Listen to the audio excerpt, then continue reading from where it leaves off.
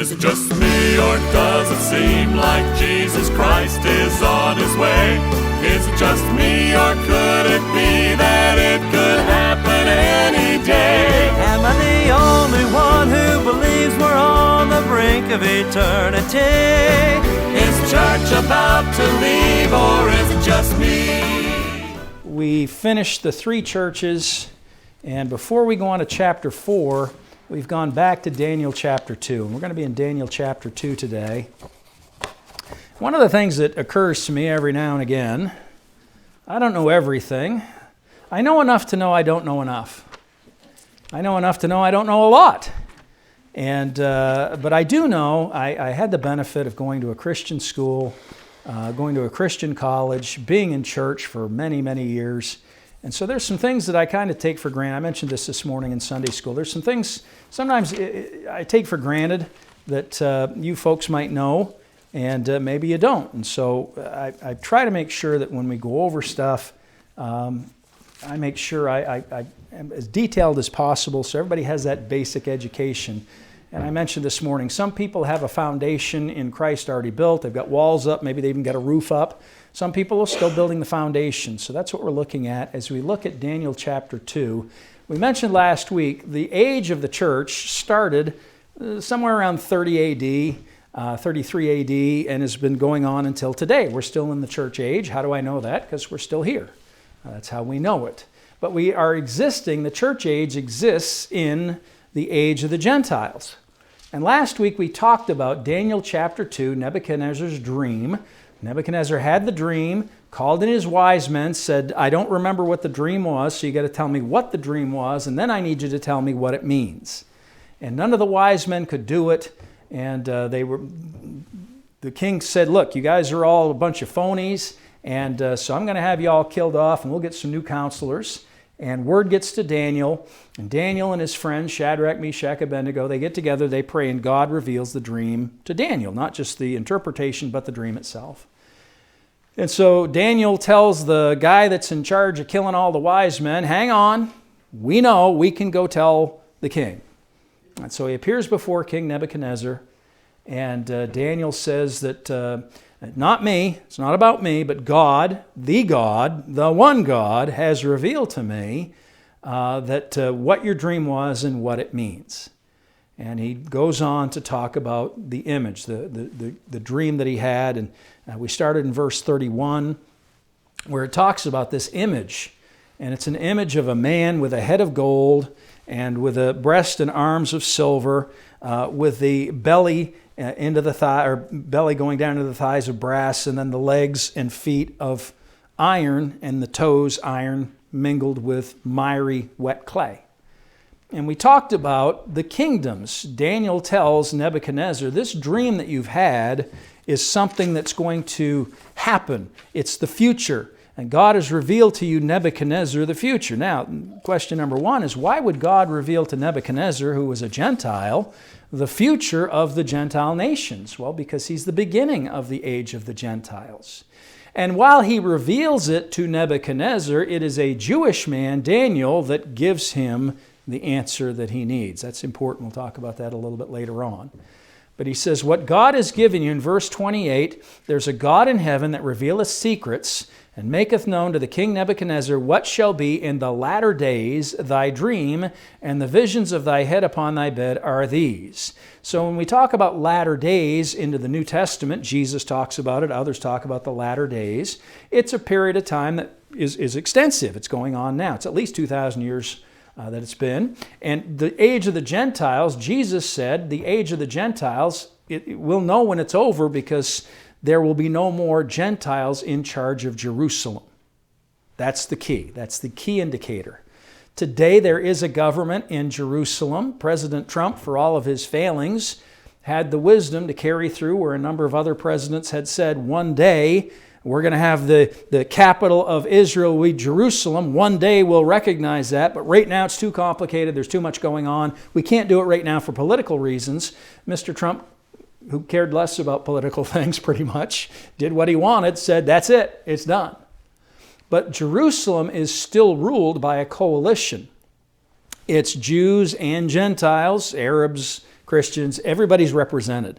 And we'll get into that in a little bit. As complicated as our political system is, theirs is even worse because we have two major parties. We've got the Republicans, we've got the Democrats, then we have some other green parties and other little smaller organizations. Over there, there's a bunch. They find a cause and they gather together on the cause and they get people elected to the parliament. And what people like Mr. Netanyahu have to do is get a coalition, that is a majority of the people to agree that we will vote for you if you vote for us. That's how it works. It's much more complicated than what we have. But right now, it is still, by and large, under the control of the Gentiles. We've seen a lot happen. We've seen Israel striking back at Iran recently. And that's just going to continue, folks. It doesn't matter what the nations say.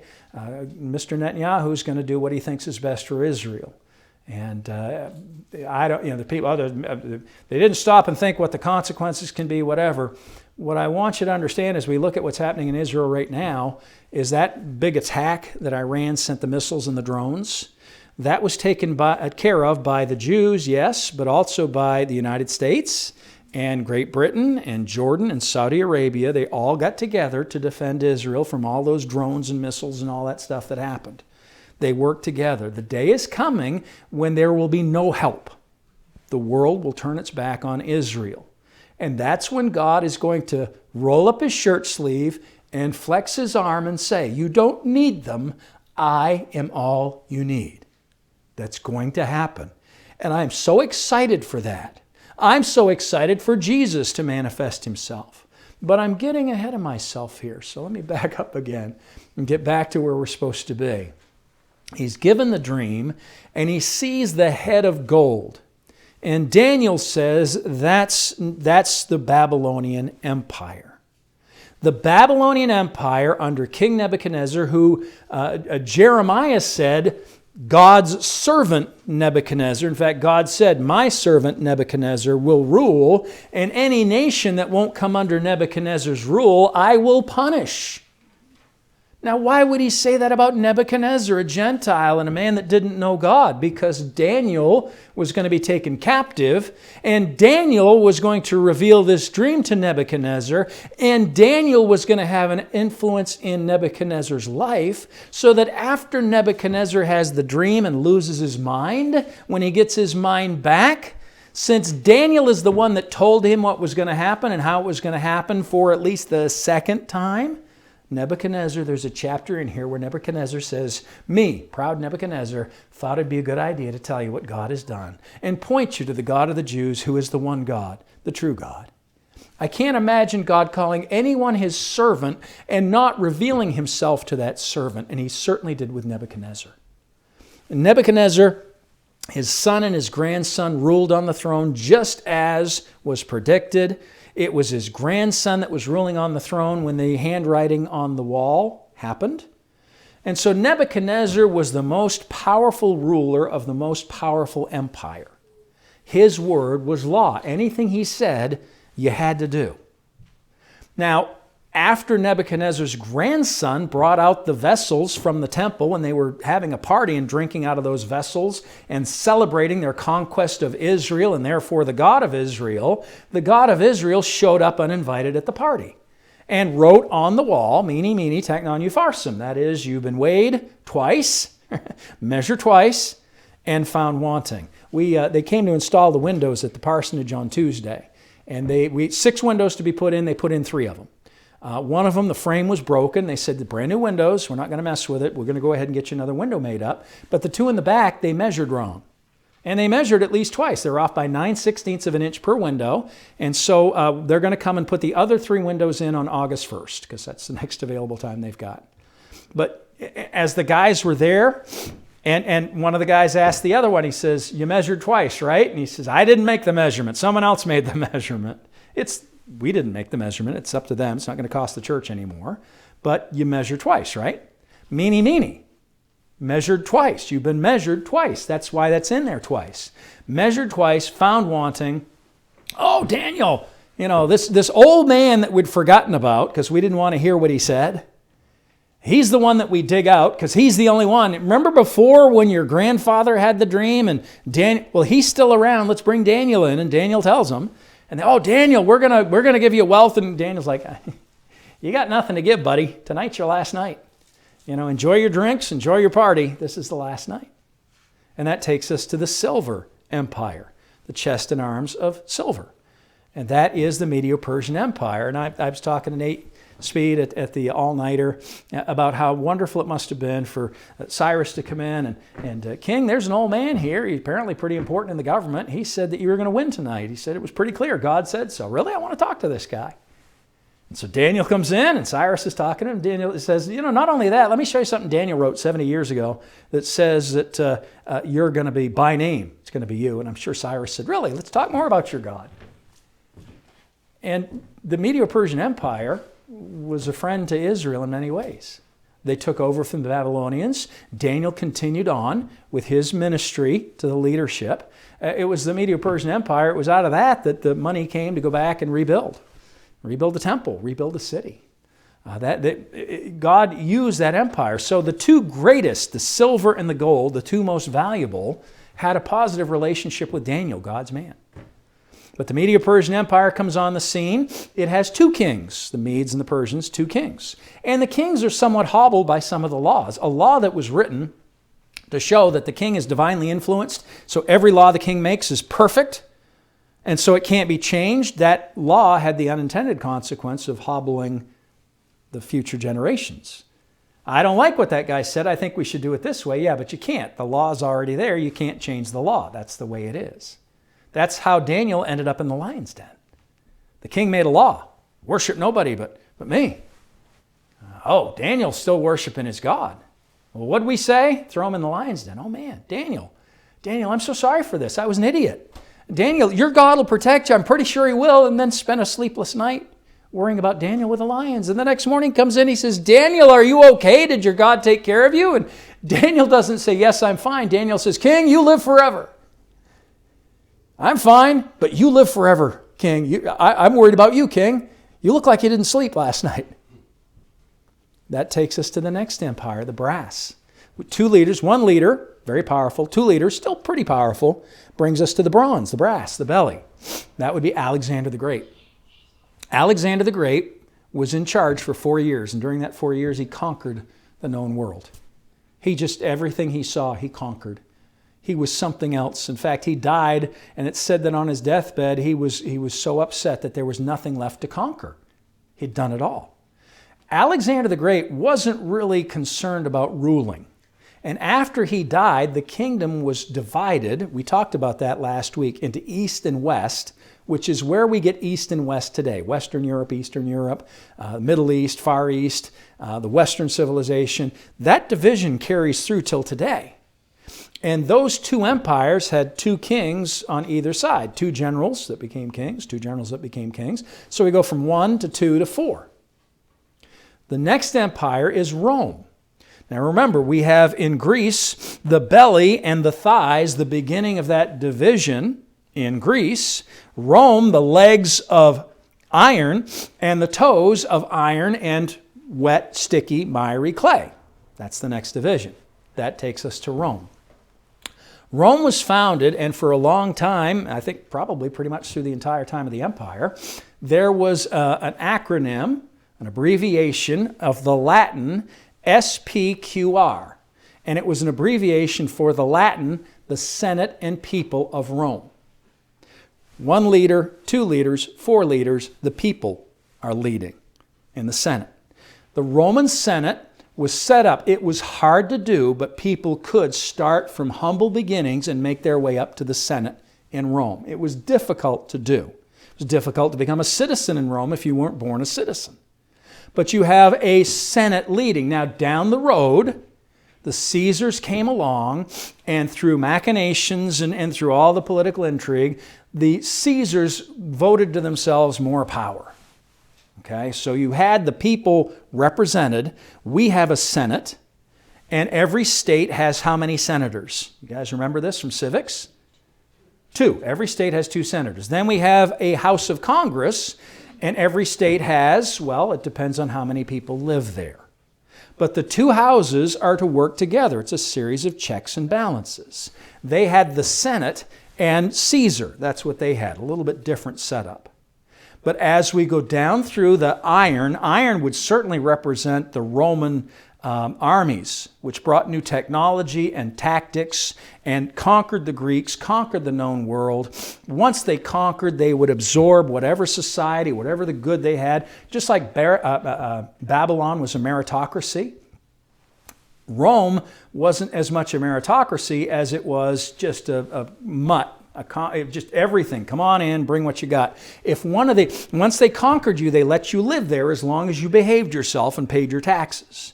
If you rebelled, they would uproot the entire community and move it somewhere else, somewhere they were totally unfamiliar with, and put them there. So now you got nothing to defend. Now you're going to become a Roman citizen. That's what they did. They had no time for rebellion. They had no time for... If you were arrested under the Roman system, you got a trial within a week. Generally speaking, 10 days at the most. You got a trial and you were either executed, paid the fine, sent to jail, or let free. It was quick. Rome didn't mess around. We have vestiges of Rome today. What is the national symbol, the national bird of the United States of America? The eagle, the bald eagle. The symbol of Rome was an eagle. The architecture, you go to Washington, D.C., you see Roman architecture. We still have a lot of that today. We even have a Senate today. We are in the time when we're down around those feet of iron mixed with miry clay. That's where we live now. And we could get into the 10 kingdoms and the end times. That's not the purpose of here today. What I want us to see is a complete image, gold to silver. I want you to see how power is diluted and diverted from one ruler to the people. And I want you to see as that happens, it becomes less valuable. We here in America think that we have a democracy. We don't. We have a constitutional republic. We here in America think that there's no place for God in our political system. Don't talk about politics. There's no place for God in the political system. However, our nation was founded on Christian principles, a religious background. We are a constitutional republic. Everything should be governed by the Constitution, and republic means we elect representatives who then vote for our president each year. It's not we all get together and decide. And I mentioned last week in Augusta, they're trying to set it up so that whatever you vote, I vote, doesn't really matter. The only thing that matters is the popular vote. Whoever most people vote for, that's who's going to get it, because we think most people should be able to vote and elect, not just states. Shouldn't be up to one state, 2 states, 5 states, whatever. That's the mindset. The problem with that is, I can't remember who it was that said it, but they said the problem with democracy is when the people find out they can vote money to themselves out of the treasury. When we have a government that's based on satisfying certain groups of people as opposed to doing what's best for everyone, that's a problem, and that's where we're at now. And when you think about Rome with the Senate and the Caesar gaining power and the Senate losing power, talking about government, the function of government is supposed to be to take care of the people.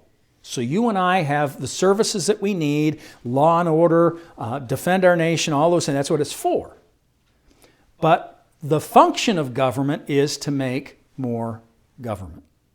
Not less, more. Very rare that they ever close down any part of government. It just keeps going, and it keeps needing more money and more money and more money. They just passed a $95 billion bill to give money to Ukraine and all the other stuff, Israel and all this other stuff that we're doing. $95 billion.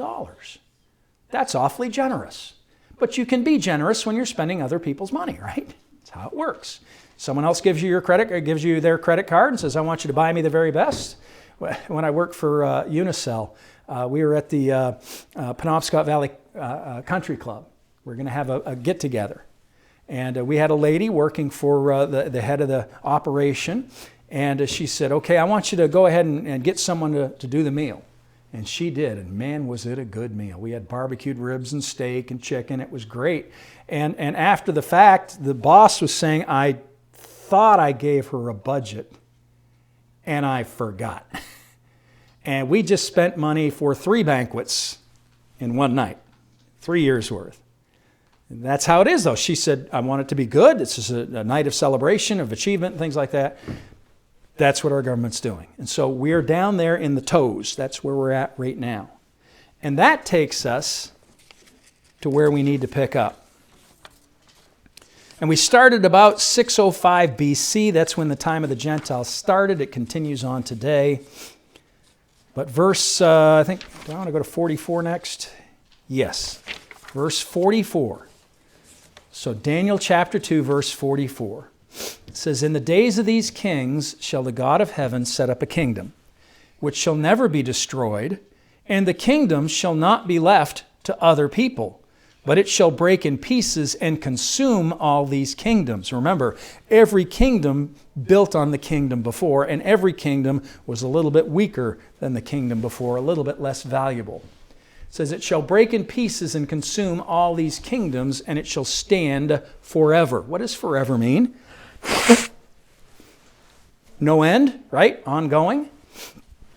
I've got an old globe, got a couple old globe. I got a set of encyclopedias from the 1970s, and there are countries on my old globe and on my encyclopedias that don't exist today. They're gone, not in existence anymore. They're called something else.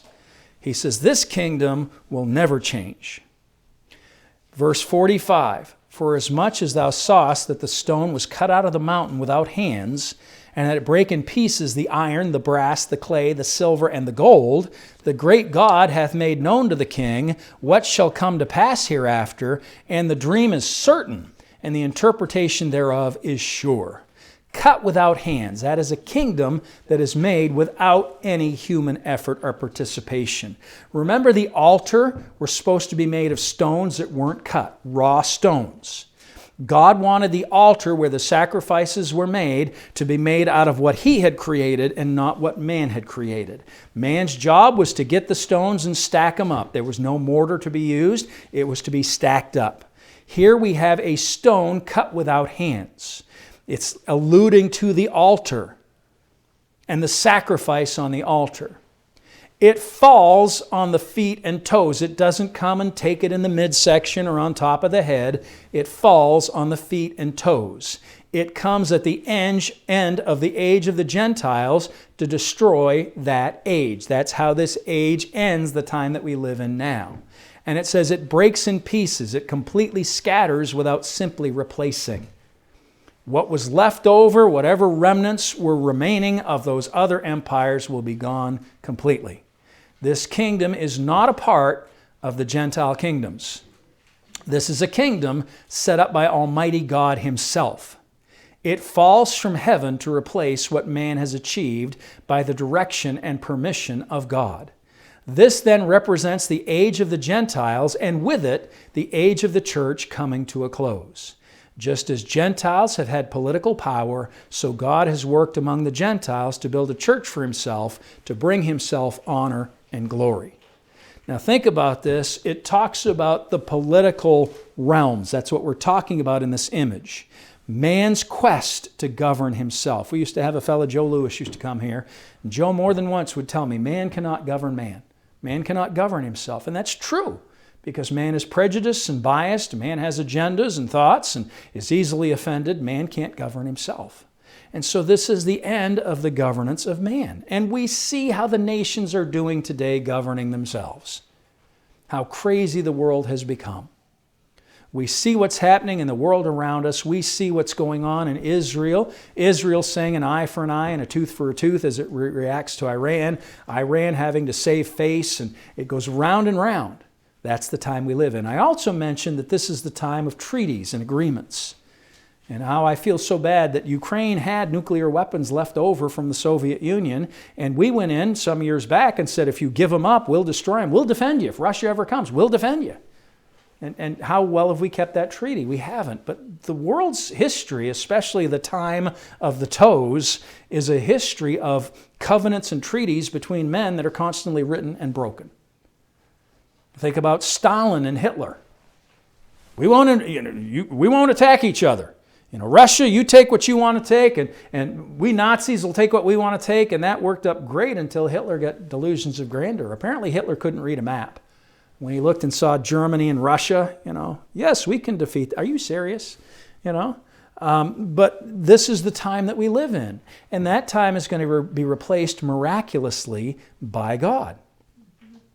Verse 46, then King Nebuchadnezzar fell upon his face and worshipped Daniel and commanded that they should offer an oblation and sweet odors unto him, a sacrifice for Daniel.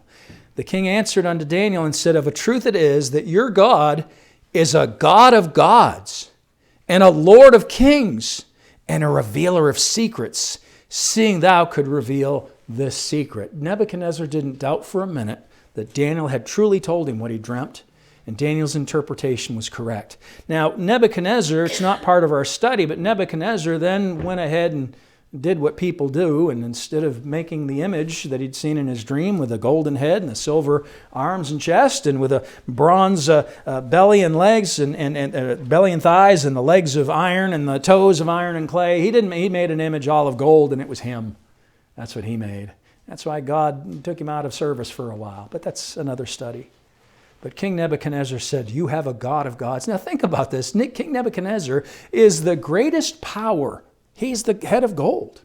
People do what he says, and here's Nebuchadnezzar saying, God is God. Your God is God. This is Daniel's ministry to Nebuchadnezzar. I wish more of our leadership in the Western world would say, God is a God of gods, Lord of kings, and revealer of secrets. I wish they would. But we don't. We don't need God anymore. We've decided that. And that's part of the problem. The heart of the king is in the hand of the Lord, and he turns it wherever he will. Pray for those in authority. Pray for your leadership. When you have a king, and that king is dedicated and devoted to God, God can bless. When you have a king that's evil, God takes him out. He does.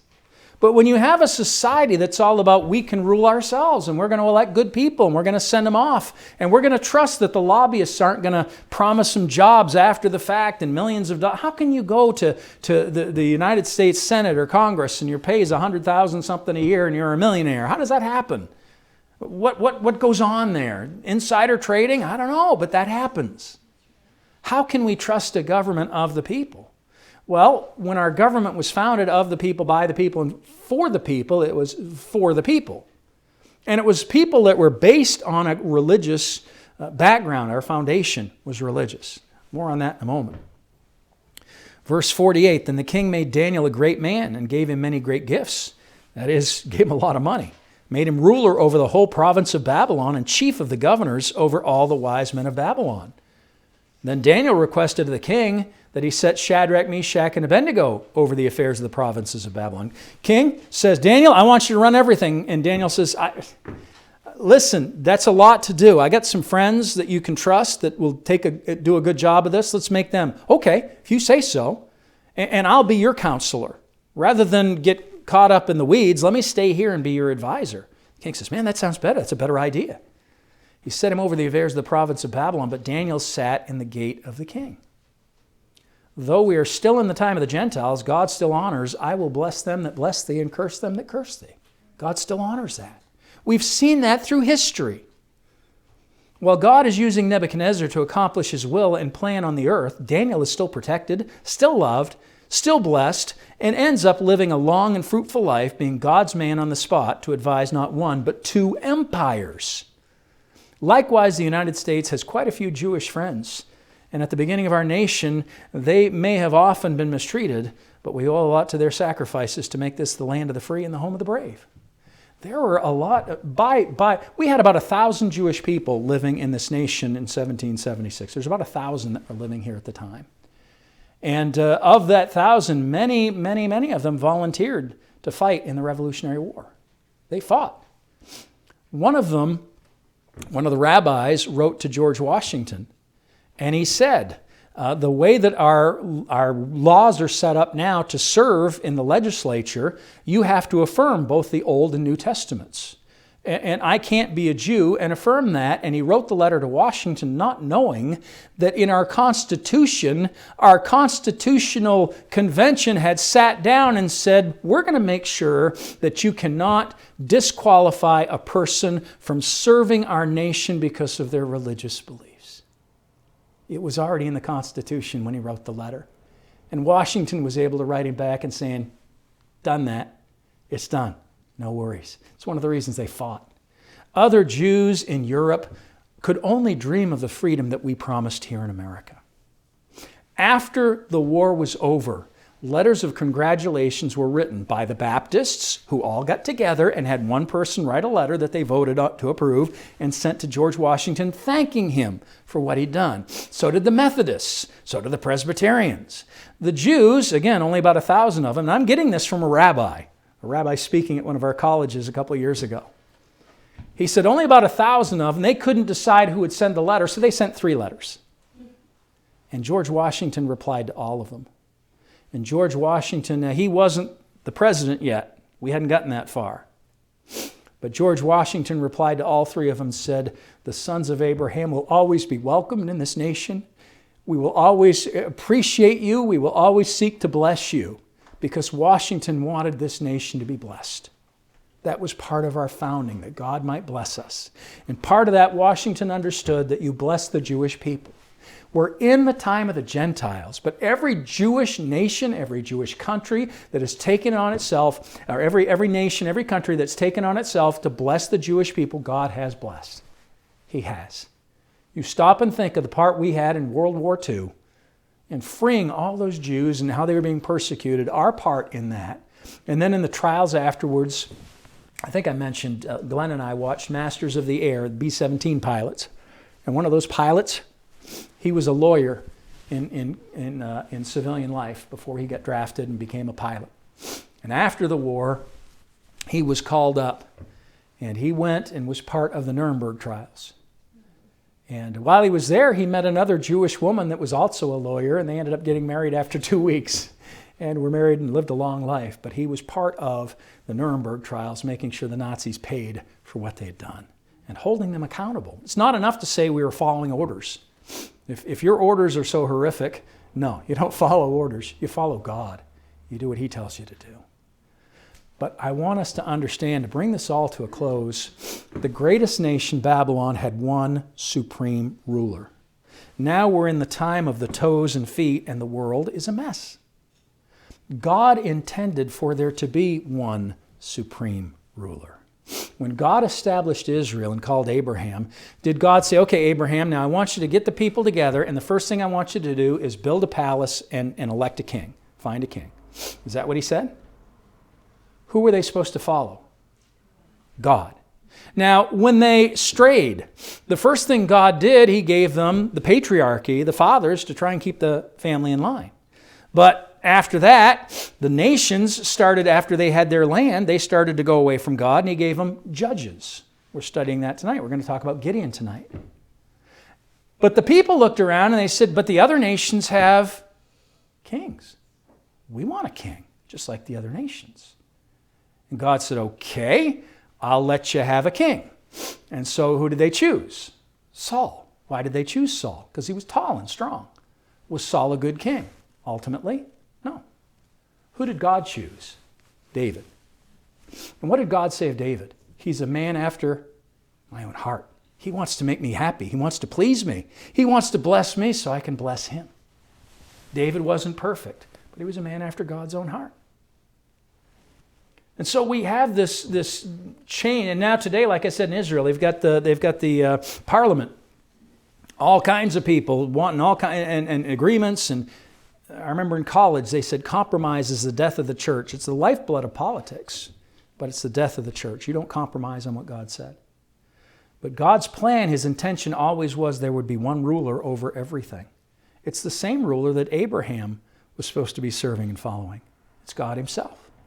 Who's the rock cut out without hands? It's Jesus Christ. When he comes, he's going to wipe everything else out. There's going to be nothing else. I don't care what you've got for defenses. In fact, he says when the time comes, he's going to say, look, I'm going to give you time to prepare, and we can face each other face to face. And he just wipes out the armies of this world and establishes who he is. He renews his covenant with his covenant people, Israel. And he comes to rule and reign for 1,000 years.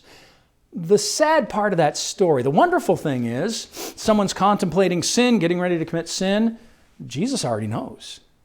I mean, you're not going to be able to get away with stuff.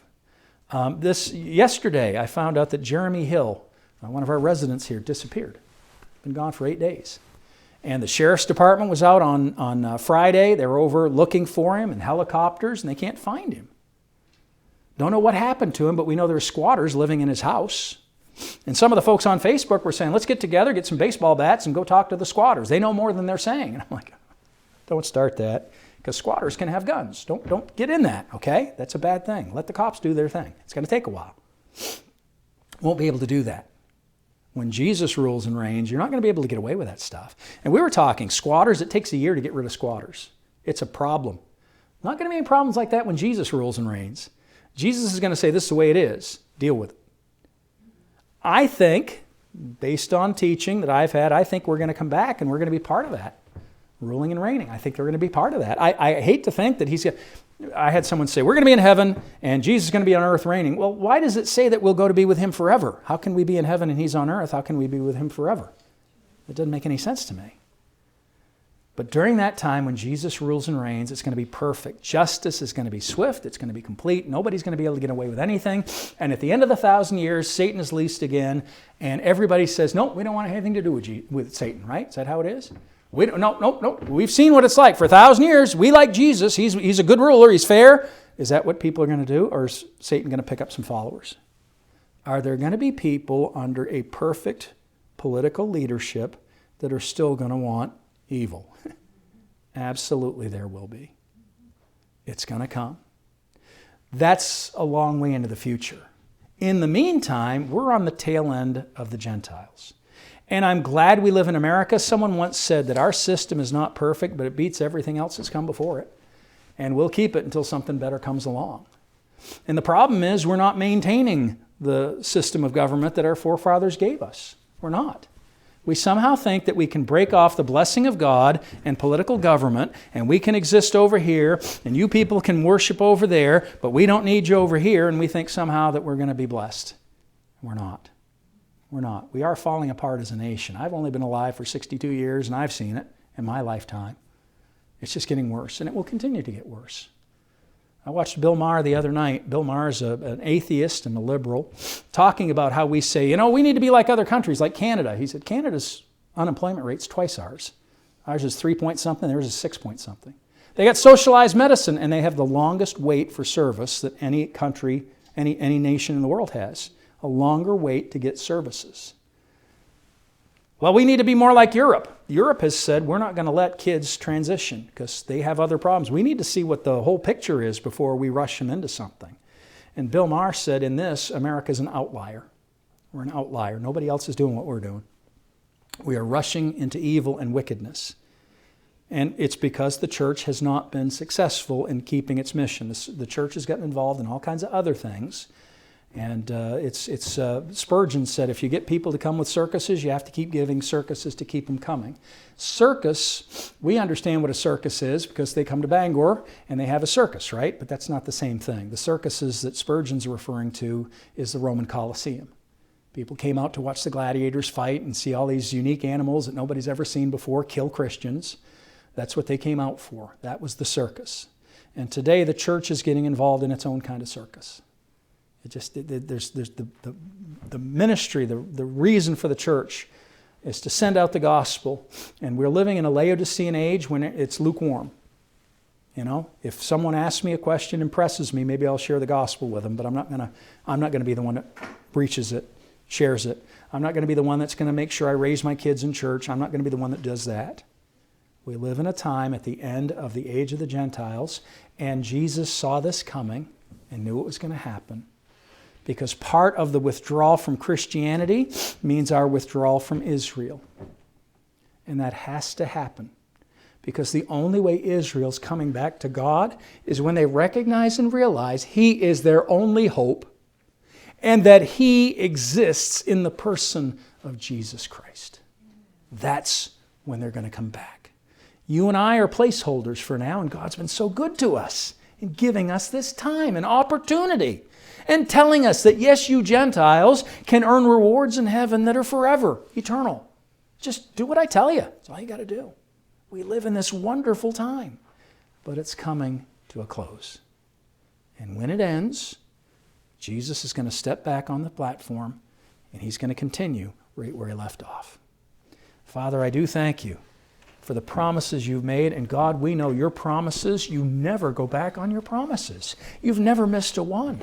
You've never had to fiddle around and find an excuse or a loophole. You've made promises. You've made promises to us today that are wonderful.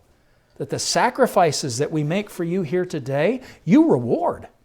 You're marking them down. Just being here in church today and sacrificing a morning where we could go out and do whatever we want to do, there's a reward for that. Thank you for that. Thank you for your love. Thank you for this nation that we live in. Thank you for the history that we have. There's a whole thing going on about make America great again and build back better. But Lord, America wasn't a great nation unless it was a nation that was following you. George Washington certainly understood that relationship. George Washington, to paraphrase, he said, God can only bless America when America is a country that's blessable. If we're not blessable, He's not going to bless us.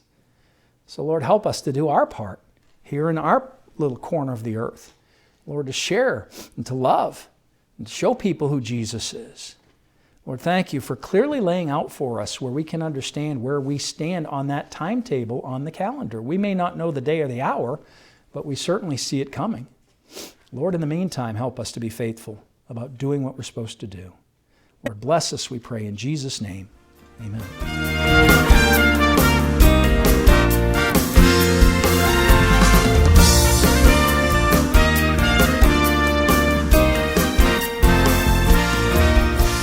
Hello, this is Jeff Tenney, pastor of Faith Bible Church of Olemet. Thanks so much for worshiping with us today. We trust it was a blessing and that you might find encouragement for the coming week in our Lord and Savior, Jesus Christ.